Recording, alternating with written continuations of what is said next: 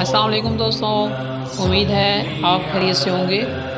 میری پچھلی ویڈیو اس آیت سے پہلی آیت پر ترجمہ اور تفسیر پر آپ کو گائیڈ کیا گیا تھا۔ آج کی ویڈیو میں آپ کو اس صورت کی دوسری آیت کا ترجمہ یعنی جو نیکسٹ آیت ہے اور تفسیر سیکھنے کو ملے گا۔ ویڈیو شروع کرنے سے پہلے گزارش ہے کہ میرے چینل کو سبسکرائب کر دیں اور بیل آئیکن کے بٹن کو دبا دیں تاکہ قرآن پاک کی تفسیر و ترجمہ ہر آیت کا علیحدہ آپ تک پہنچ سکے۔ شکریہ۔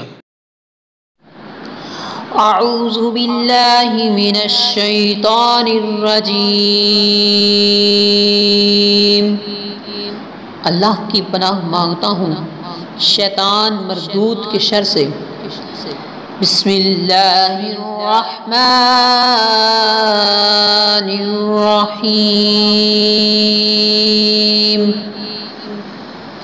اللہ کے نام سے شروع جو بہت مہربان نہایت رحم والا ہے۔ پارہ نمبر 1 سورۃ الفاتحہ آیت نمبر 3۔ مالک یوم الدین۔ ترجمہ کنز العرفان۔ جزا کے دن کا مالک۔ تفسیر صراط الجنان۔ مالک یوم الدین، جزا کے دن کا مالک۔ جزا کے دن سے مراد قیامت کا دن ہے کہ اس دن نیک اعمال کرنے والے مسلمانوں کو ثواب ملے گا اور گناہ گاروں اور کافروں کو سزا ملے گی، جبکہ مالک اسے کہتے ہیں جو اپنی ملکیت میں موجود چیزوں میں جیسے چاہے تصرف کرے۔ اللہ تعالیٰ اگرچہ دنیا و آخرت دونوں کا مالک ہے،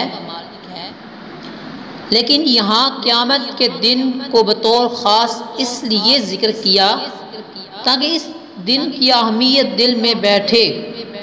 نیز دنیا کے مقابلے میں آخرت میں اللہ تعالیٰ کے مالک ہونے کا ظہور زیادہ ہوگا،